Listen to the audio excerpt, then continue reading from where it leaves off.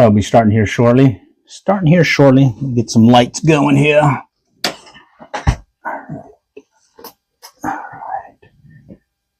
Okay, looks like we're connected. Yeah, we are. Okay, this round, we're just going to be talking a little fishing. Unfortunately, I'm not able to go do some fishing today. Just got back from the day job, and it's been a long day. Plus, we had some rain and whatnot, so that kind of messed up things. Anyhow, I just wanted to do a real quick fishing update. I've been playing around with those micro fly rods. In fact, I left the two in my pickup truck. But I do have several other ones kind of hidden back in here that I can talk about here. Right here, let me see if I can show you. This one right here is another micro fly rod. But this one has these little, the original snake guides that came with it. And, well, those don't work as well. Because your fly line will definitely get caught up in there, okay? And then right here is one that I made out of a little casting deal, Reddington, what do you call it, practice thing. And then I think I was telling you guys about one that I made out of a, whatchamacallit,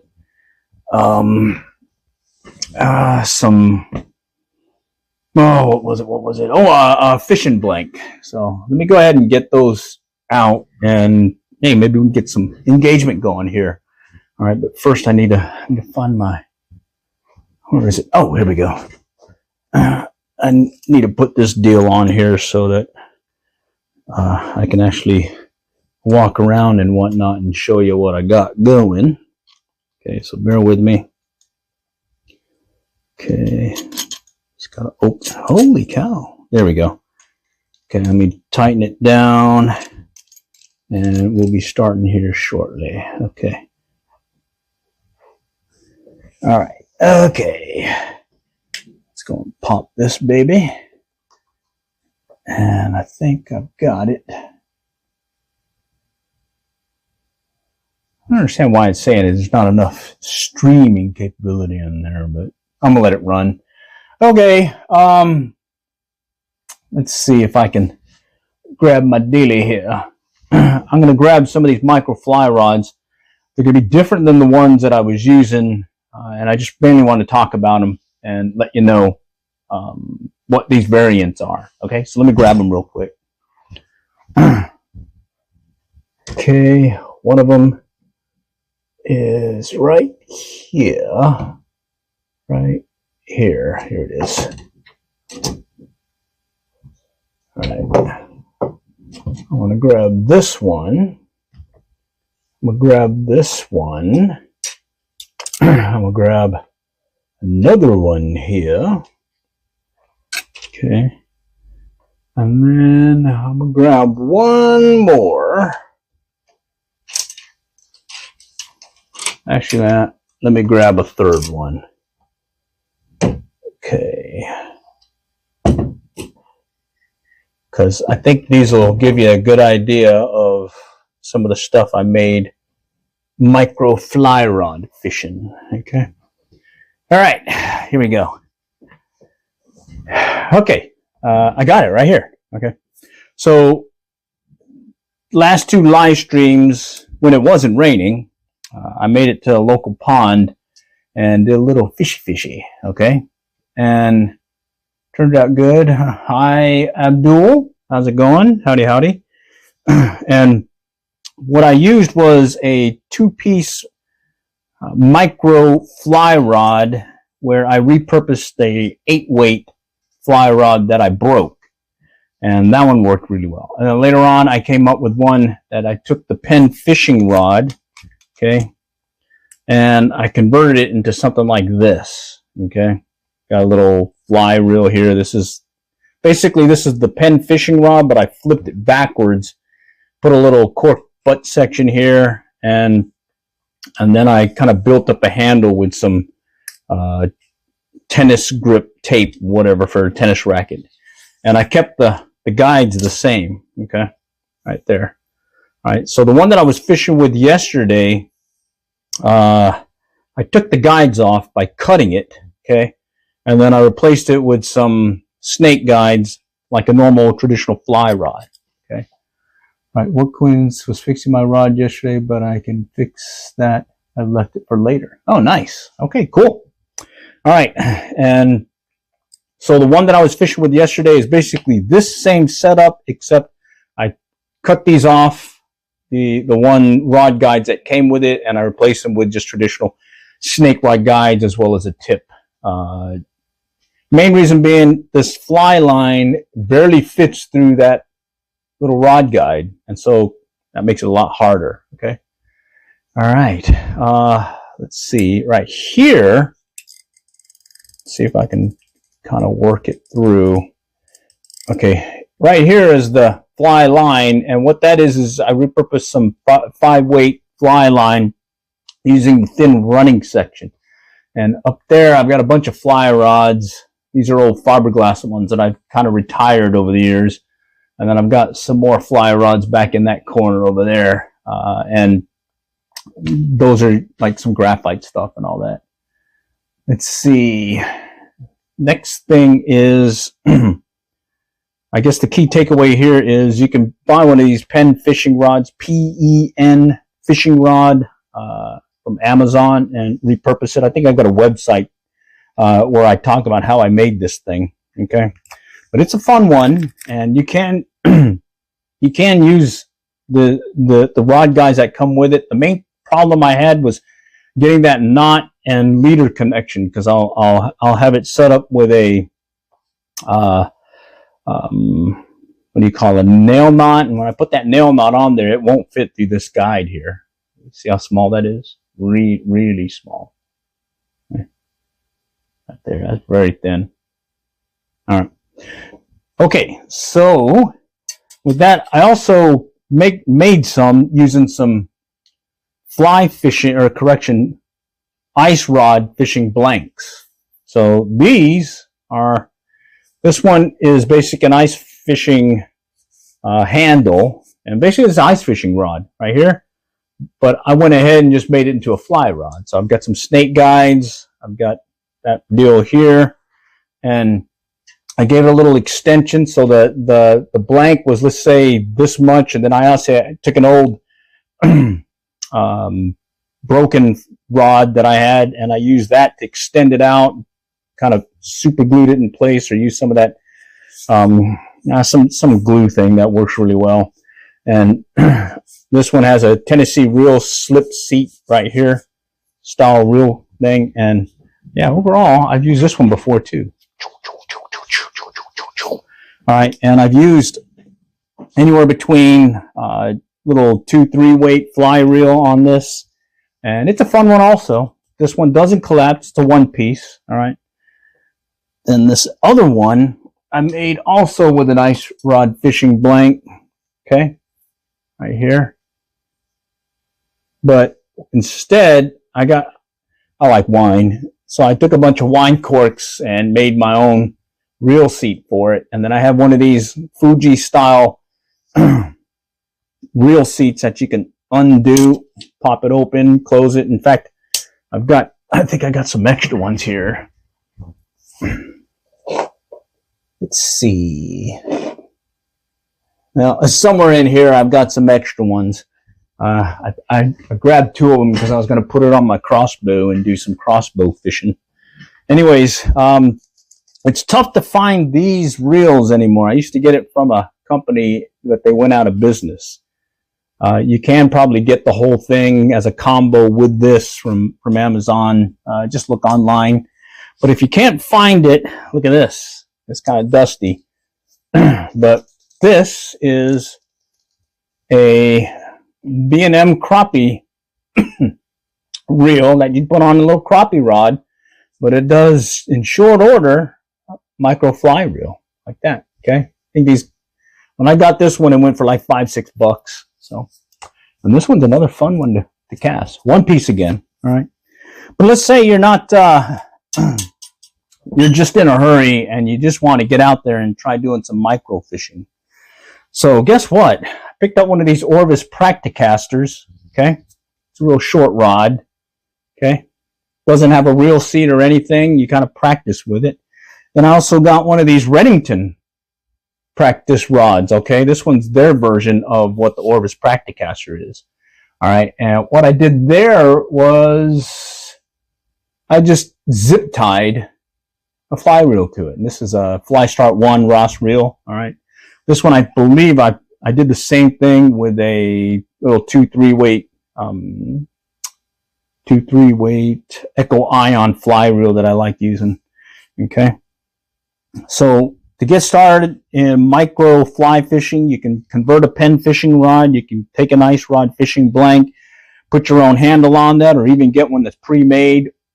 Or you can go the easy route and just get you one of these practice rods and then just zip tie it on there. Okay, I've cast this one. This one actually feels like one of my 4 weights. Okay, and this one is just a fun little setup. It's really light. It's the same rod blank that you see on their more expensive fly reels or fly rods, and it's been pretty good. Oh, we got some folks joining. All right, Zayden, hi, Cole, how's it going? Let's talk a little micro fly rod fishing. Okay, since I did 2 live streams yesterday and the day before using this 2-piece micro fly rod made from a broken 8-weight fly rod, and then the other one with a Penn fishing rod. Pretty much this baby right here, except I replaced the rod guide. So, anyone have any questions, certainly call it out. Just talk a little fishing. We got some time here. I just got back to the day job, and I just don't feel like, well, it's raining, so I couldn't go fishing, or I got sidetracked with also some other honeydew stuff. But bottom line, we're talking fishing now. All right? Okay? All right. Anyways, that is my micro fly rods. Less 2. There's 2 of them in my pickup truck right now. Those are the 2 that I used the other day to go do a little fishy. All right. So let me just go ahead and put these babies up. All right. Just put it on the rack here, and it'll be ready to go again for another day. You can see I got a bunch of rods, and I even have a bunch of fly reels, or reels in general. I've kept those in a cabinet. That's also in my man cave here. All right. And let's see, I'm just kind of stacking it in here. There's no special order other than get it to fit. And there's some gaps now. My fishing buddy, my son, I went ahead and hooked him up with some fly fishing gear and whatnot, because you can't use them all. And then this one right here is the top section of a bamboo fly rod that I picked up antiquing at a place up in Oklahoma. All right, I'm gonna go grab that right here. All right, it's kind of beat up. I think I paid like $50 for it. Okay, and I just have an actual, I think it's the Orvis SO1 fly reel on it. Right there. Okay. And this old school one here, I just found it, and I mean, look at the markings on it. Look at that line weight. H something. Pretty cool. Let's see. So a lot of my rods are fly rods or combos, but I do have a mix. I do have a lot of this ultralight bait casting stuff I've been collecting, as well as some special purpose ones, meaning specifically ones that I take to the coast, like we did this past week, doing some saltwater fishing over there in Galveston, Texas. Okay, and I was using, let's see, the Penn boat rods along with some old school use your thumb reels to guide the line on there. I'll show you that one real quick. All right. And what we have found, we used to go with these 10-foot surf rods, and the limitation being 10 foot is all you could take to the pier, else you had to, well, you couldn't use it. I do have some 12-footers way up there. 12-footers. It's been a while since I've used those, except for that Akuma Rockaway. I got that one in the corner. That's a 12-foot one that I definitely like using because it's the thinner handled surf rod, so it makes a great. It just makes for easier casting. But this is the one that I use. We've caught stingray and some 5-foot sharks with this thing. I do like the high vis line, and I do like mono in general because of the stretch factor. But I find that having a boat rod compared to your surf rod, you get more leverage. I mean, we've brought in some nice fish here and brought them in quickly, so you're not having to fight them too much, because guess what? You don't have much line on here. Okay, this does cast a mile. I mean, this thing can just cast, and what I like about it is it does have a magnetic deal here, so you can adjust the braking on it. But again, you don't have this line guide. All right, you have to use your thumb to put it on there. And I got used to doing that fishing over the years, different things and whatnot. Hey, Ground Fog, how's it going? Just talking little fishing. Couldn't go fishing today, but we can talk fishing. All right. Anyways, the main thing about this Penn Squall 2, this is the 15, is it does have a 25-pound drag, so you can definitely use it for some larger fish. And then on top of that, because you don't have that line guide, the level line guide to put the line on there, you got to use your thumb. It does make for longer casts. I have taken this down pretty far down on the spool. There's like several lines on here where it says what capacity you have. I've taken to the second line easily, just casting it out there. All right, so that's what we like using, hitting the coast. We've since retired the 10-foot Flyrod, or correction, surf rods. And then I picked this one up last year after our Galveston trip, mainly because I wanted to do some live mullet casting, live mullet, 2, 3-inch, 4-inch mullet, without anything but the line and the treble hook, and this one worked beautifully. I had no problems with this. It's a 7-foot ultralight bait casting rod, 2-piece. You can get it in the 1, but I prefer the 2 just because it fits better in the car. I got a Toyota Tacoma, and it fits because you can break it down into 2. All right, I really like it.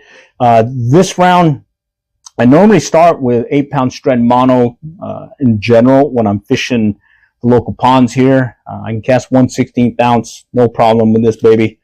The main thing is I needed to go with some larger line or heavier pound test line when I hit the coast, and I spied some of this Yozuri braid in the 20-pound test, and it's equivalent to 4-pound mono, so it just fit beautifully there. Got the 150 yard spool, used about 50 yards of it each time I respooled it. I respooled it 3 times. That was the first time everything was going well, and then I was doing these underhanded casts, and I swung the lure into one of my other lines that I had because I was trying to do a parallel cast to the pier where the speckled trout were hanging out and sand trout. And lo and behold, I just had this huge blow up, and I ended up having to cut the line and make some adjustments there. And then the next thing is I did respool it, but I was in a hurry and I didn't spool it as much line that I should have. And so I think there was one morning we were going for some Spanish mackerel, and I was casting all the way to the knot at the end. So I was like, oh man, if I get something good, I need to put some more line in there. So as soon as I was able to get a break in the action, I went ahead and respooled it and put enough to easily cast the distance that I wanted to. All right, not taking it all the way down to the knot, but 16-inch speckled trout, 14, 15-inch pompano, numerous sand trout, whiting, croaker, as well as a few spade fish. Sure was fun. All right, so this worked in saltwater too. Let's see, but now I'm over here in North Texas again, so I'm gonna have to go with some freshwater stuff. All right, let me show you what I used the last time when it came to bait finesse style fishing, saltwater style. There was one year we went out and I had just gotten started on the ultralight bait casting, and I got one of these Shimano Scorpion BFS XG reels. You can see there's a lot of dust on it and everything. I'm not very good with my equipment. I believe in you use and abuse it, rinse it, maybe do a little lube, but that's about it. So you can see this one's kind of beat up, but it works beautifully. And that's when I know I've got some good gear is it doesn't need to be coddled. You just use it like a tool and it will deliver for you. And this one has delivered over the years. This one actually costs more than the Shimano Corrado BFS XG. It does have a little bit more, I guess, bells and whistles when it comes to the line break, I believe, and some other deal. But bottom line, I think they're pretty close equivalent. I mean, 1/16 ounce rooster tails I can cast easily with both of these.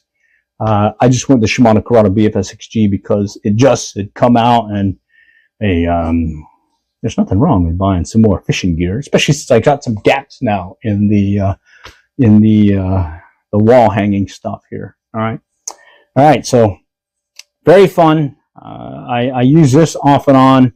I do have my original bait casting or ultralight bait casting gear, which was the Casting Zephyr. I've got both, the one with the reel clicker and one without the reel clicker.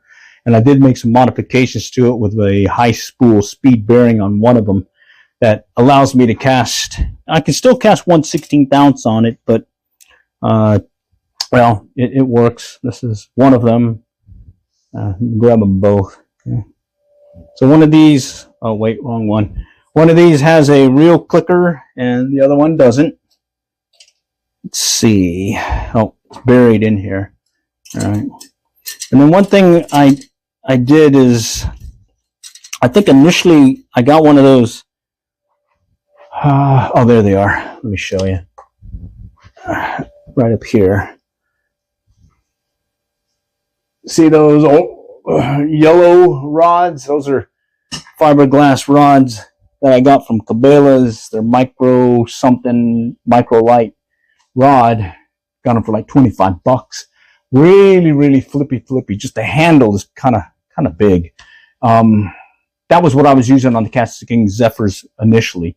But now I've got some repurposed spin casting rods that I forgot. Someone gave me a bunch of spin casting gear, and I think I initially went out with their reels and had some fun with it.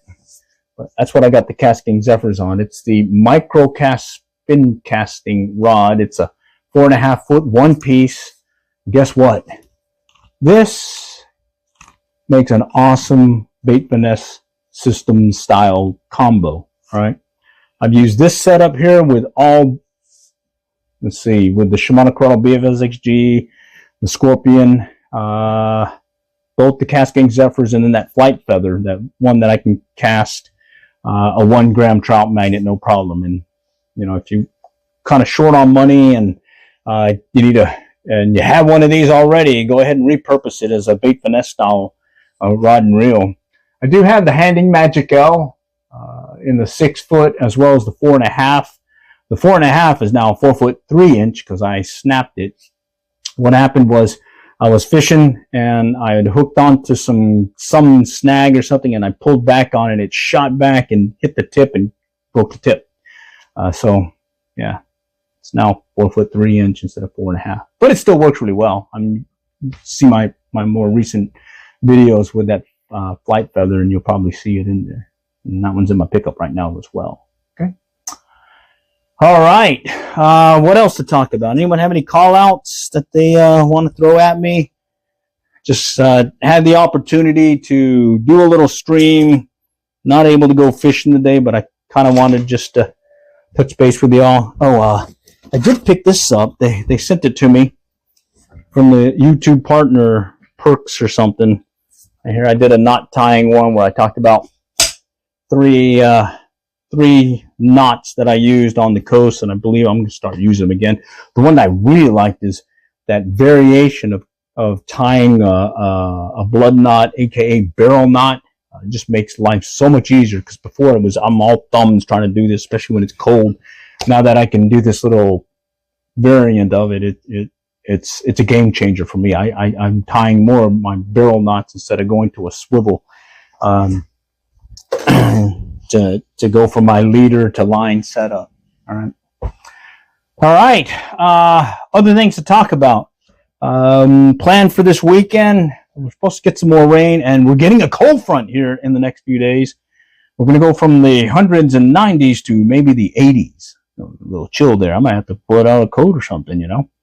But we are going to get some rain, so I'm going to play that by ear. But most likely, if I do get out, I'm going to look for a break in the action. There's a couple of ponds that I wanted to take a look at over there in Fort Worth.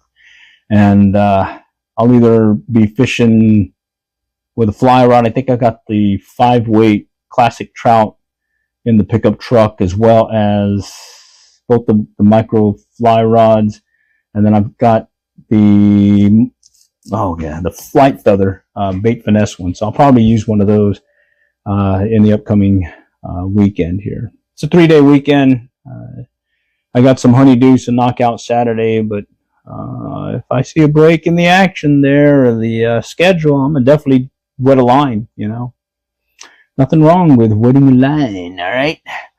Okay, so with that, appreciate you guys joining. Stay tuned for more. And hey, we can touch base some more and do some more of this engagement.